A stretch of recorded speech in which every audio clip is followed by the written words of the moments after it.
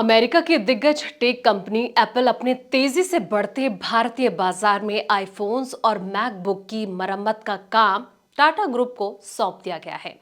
सूत्रों के मुताबिक ये कहा जा रहा है, इससे ये पता चलता है कि अमेरिका टेक दिग्गज की सप्लाई चेन में भारतीय समूह की भूमिका कितनी बढ़ रही है।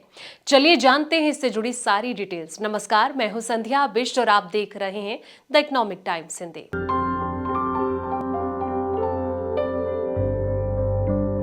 रॉयटर्स की एक रिपोर्ट के मुताबिक चीन से बाहर मैन्युफैक्चरिंग के लिए एप्पल की नजरें टाटा पर हैं। टाटा पहले से ही दक्षिण भारत में 3 जगहों पर आईफोन बना रही हैं, जिनमें एक जगह कुछ आईफोन पार्ट्स भी बनते हैं। सूत्रों के मुताबिक टाटा अब कर्नाटक में अपने आईफोन असेंबली कैंपस से आईफोन की आफ्टर सेल्स मरम्मत करेगी। ये भी आपको बता दें कि दुनिया के दूसरे सबसे बड़े स्मार्टफोन मार्केट में मरम्मत का बाजार तेजी से बढ़ने वाला है। काउंट पॉइंट रिसर्च के मुताबिक ये कहा जा रहा है कि पिछले साल जो है वो भारत में लगभग 1.1 करोड़ आईफोन्स बिके थे, जिससे कि एप्पल को 7% मार्केट शेयर मिला। 2020 में ये सिर्फ 1% था। ये नया कॉन्ट्रैक्ट एप्पल के टाटा पर बढ़ते भरोसे को दिखाता है। अमेरिका के राष्ट्रपति डोनाल्ड ट्रंप ने एप्पल को भारत में अमेरिकी बाजार के लिए आईफोन जो है वो नहीं बनाने को कहा है।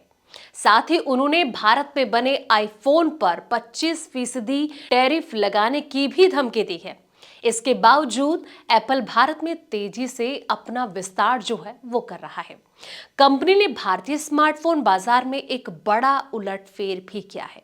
उसने इस साल की पहली तिमाही में चीनी कंपनी शाओमी को बिक्री में पीछे छोड़ दिया है, जिसकी चर्चा कुछ दिनों पहले हो रही थी। एप्पल अब बाजार हिस्सेदारी के मामले में टॉप 5 में शामिल हो गई है। तो जिस तरीके से अब कहीं ना कहीं टाटा पर यह भरोसा जताया जा रहा है, उससे डोनाल्ड ट्रंप को बड़ा झटका लग सकता है, क्योंकि डोनाल्ड ट्रंप के द्वारा ये कोशिश की जा रही थी कि एप्पल जो है वो भारत में अपने पैर ना पसारे, भारत में इसकी मैन्युफैक्चरिंग ना हो। लेकिन अब कहीं ना कहीं ट्रंप को एक बड़ा झटका लगता हुआ नजर आ रहा है। अब देखना यह होगा कि एप्पल के भारत में पूरी तरीके से प्रचार प्रसार होने से कितना ज्यादा लाभ भारत को इससे मिलता है।